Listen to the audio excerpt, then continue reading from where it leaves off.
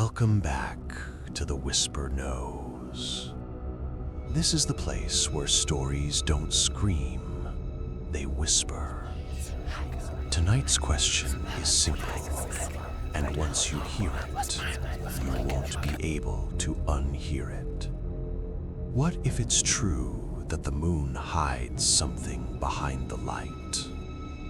At 3:03 a.m., the moonlight in my apartment didn't look like light. It looked like a search beam, cold, patient, and aimed with intention. My name is Caleb, and I do night shifts at a small observatory outside town. Nothing glamorous, just a dome, old equipment, and the kind of quiet that makes your own thoughts sound suspicious. Most nights, I'm alone with coffee and static and the familiar comfort of celestial objects that never change. Until the night the moon did. It started with a message from my supervisor. Don't log the anomaly, just confirm it. That should have been my warning. I pointed the telescope at the moon, full, bright, almost theatrical, and waited for the image to settle. The surface snapped into crisp focus, craters, shadows, bright highlands, normal. Then the brightness shifted. Not dimmed, not clouded. Shifted, like the moon was turning a face it didn't want me to see. A thin crescent of darkness appeared where no darkness belonged. Not a shadow from the sun, not an eclipse. It was too clean, too deliberate, like a doorframe pressed into lunar dust. For a moment, I thought it was an artifact, a glitch, a reflection. Then the shape moved. Not across the surface, behind it, like something passing behind a curtain. My radio crackled once, unprompted, spitting a sound like distant breathing. And on the monitor, over the moon's bright face, a line of text appeared, something my system was not capable of generating. Look away. I stared, frozen, because in that instant I realized the moon wasn't being observed, it was returning the gaze. And somewhere in the bright white glare, something was using the light to hide.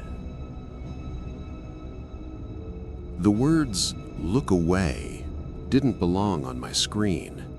I blinked, expecting them to vanish like a hallucination, like the brain's little prank when you stare too long at brightness.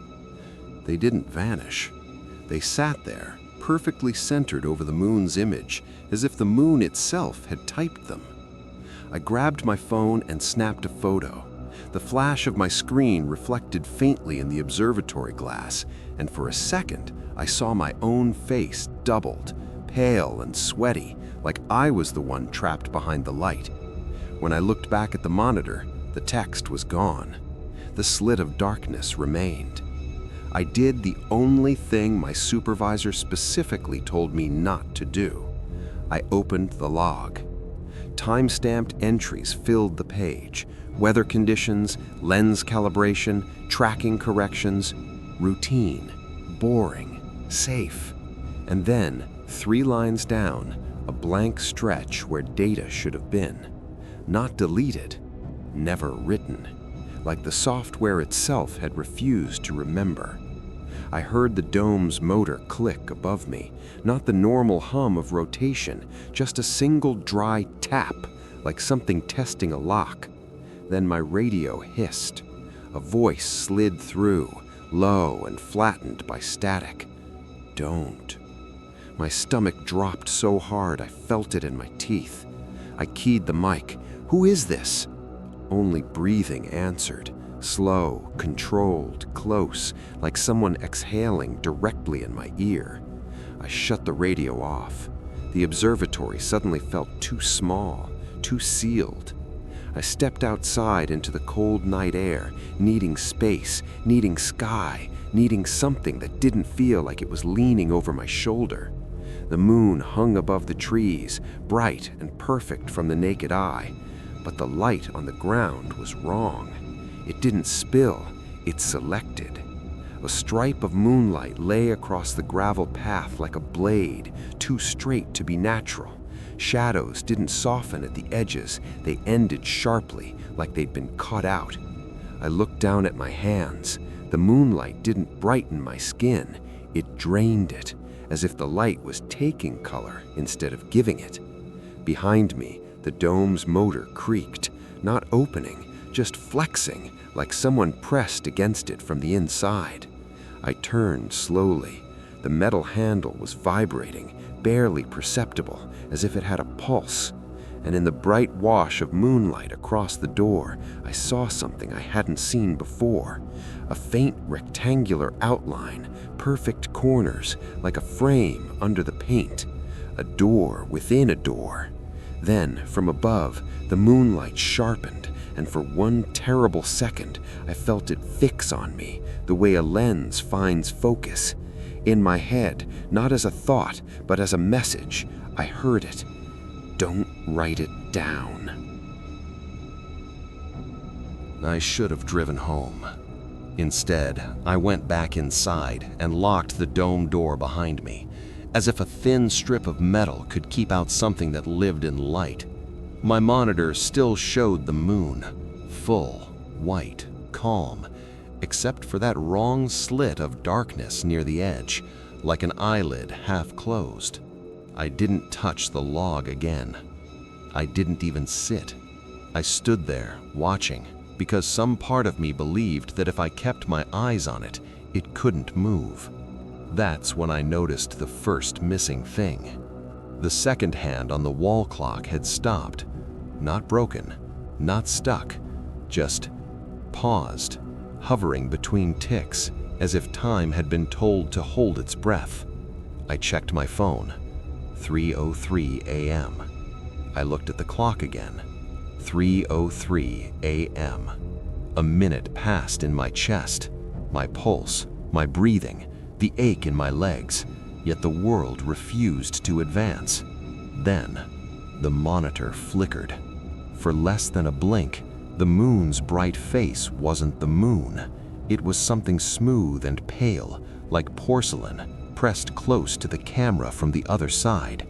And behind it, through it, moved a shadow that had the shape of a hand, fingers too long, sliding across the inside of a wall. The image snapped back to normal. My stomach heaved. I spun toward the telescope itself, expecting to see someone in the room, some prank, some animal, anything. Nothing. Only the soft mechanical whir of the mount tracking the moon, steady and obedient. I forced myself to look back at the monitor. The slit had widened, and along its edge, tiny points of darkness appeared, like teeth along a seam. A thought rose in me, sudden and cold. It wasn't a crack, it was a mouth. The radio, still off, clicked once, then again, like someone tapping a dead microphone. I backed away until my shoulders hit the wall. The dome above me made that dry tap again, a testing sound. I couldn't help it. I glanced up. Nothing moved, but the light inside the dome shifted, despite no windows facing that direction. Moonlight leaking through seams it shouldn't fit through, drawing straight lines on the floor like an architect's sketch. And I understood the rule too late. It moved when you stopped looking at the moon, because it was already inside the room, learning where your eyes weren't. Behind me, on the monitor, the brightness suddenly dimmed, like someone lowering a lamp. And in the black slit, something blinked. I didn't breathe until the blink finished. It wasn't a lid closing. It was something testing the idea of eyes, trying on the motion the way a child tries on a mask. I yanked the telescope away from the moon, hands shaking, forcing the mount to slew toward a random patch of sky.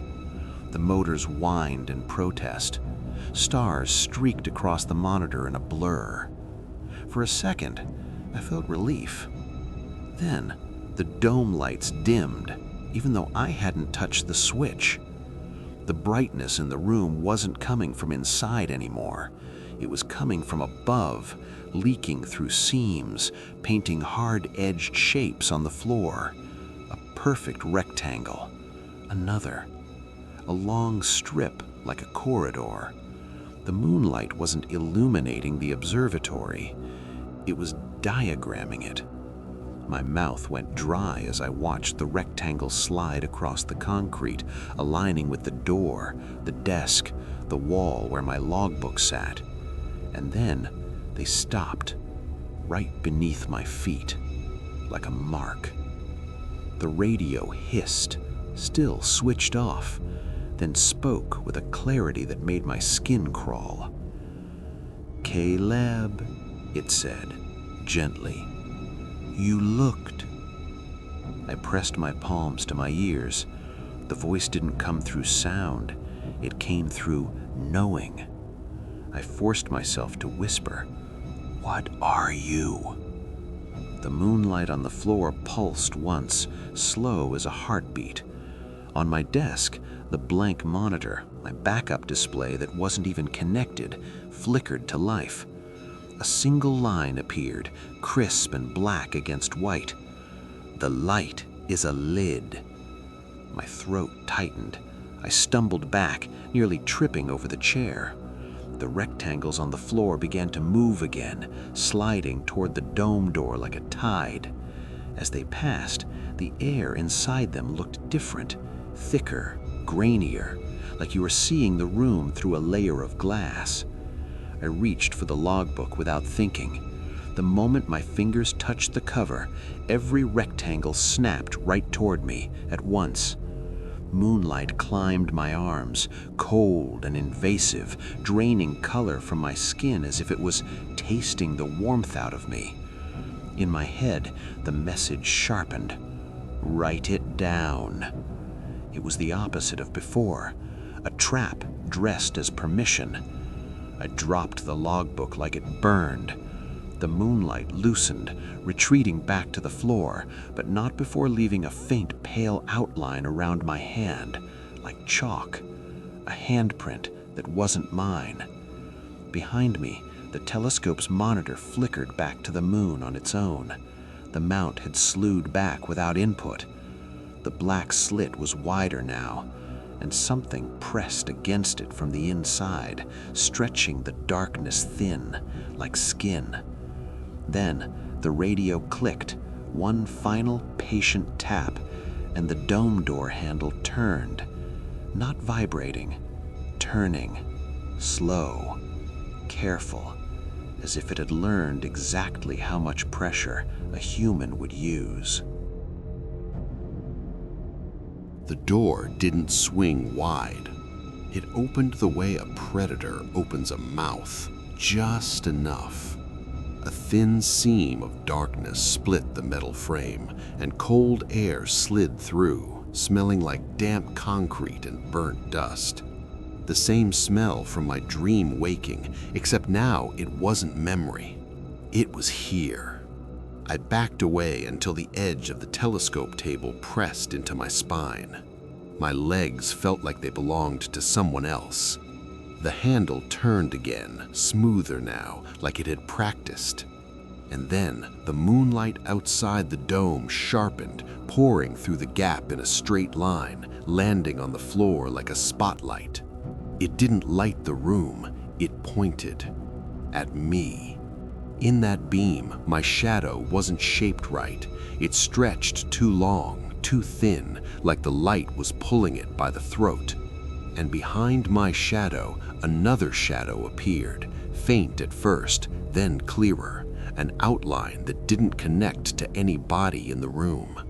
Tall, narrow, head slightly tilted, standing behind me in the beam like it had always been there. I didn't turn. I couldn't. Turning felt like permission. Instead, I stared at the monitor.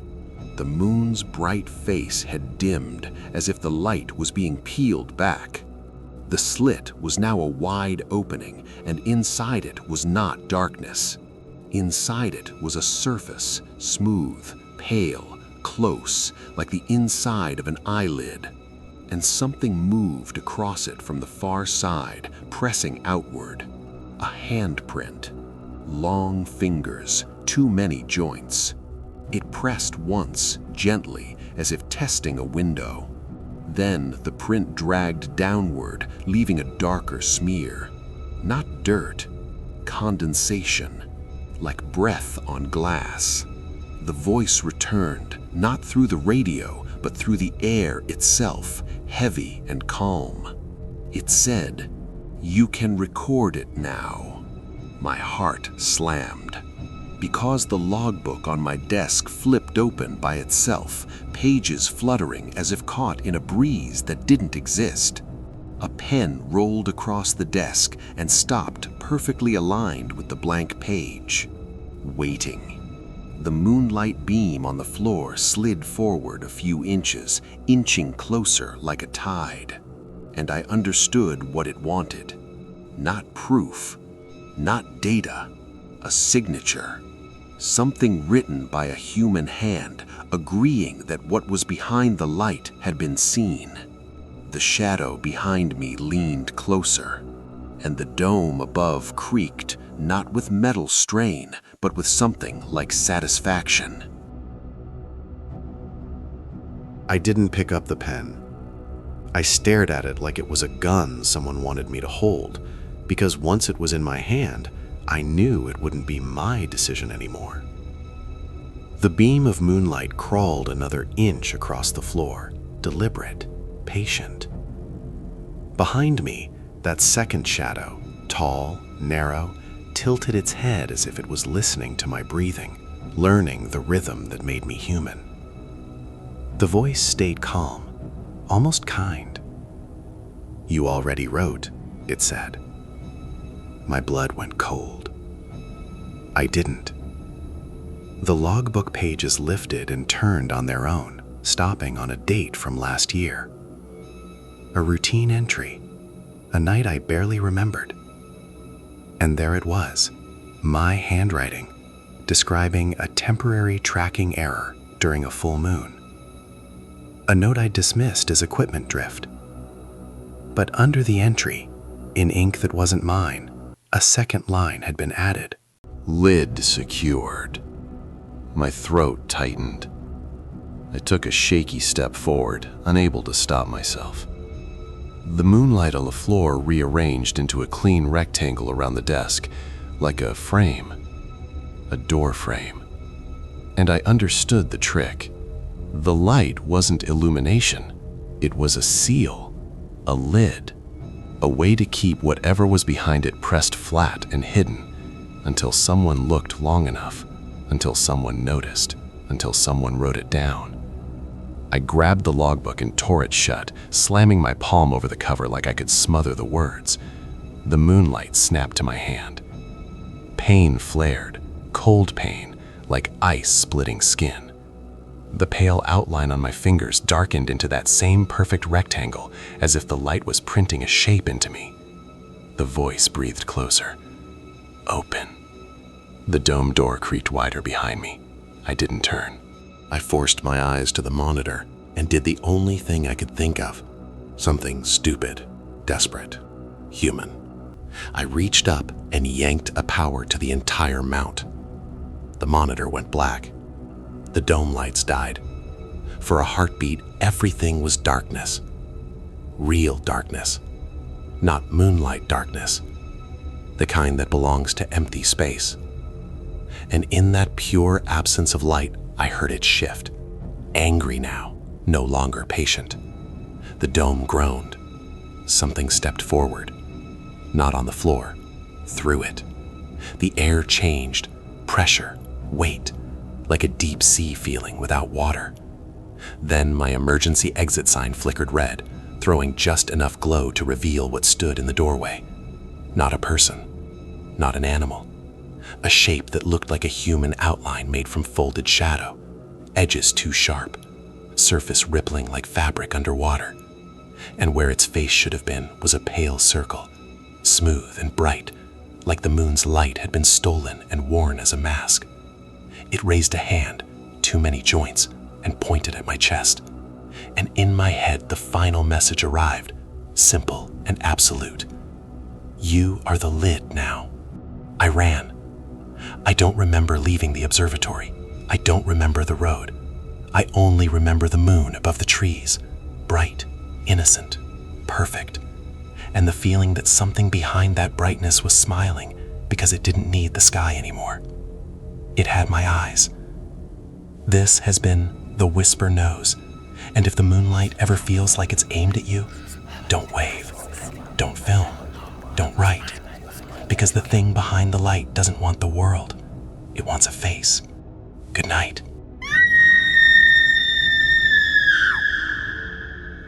Subscribe if you dare to listen.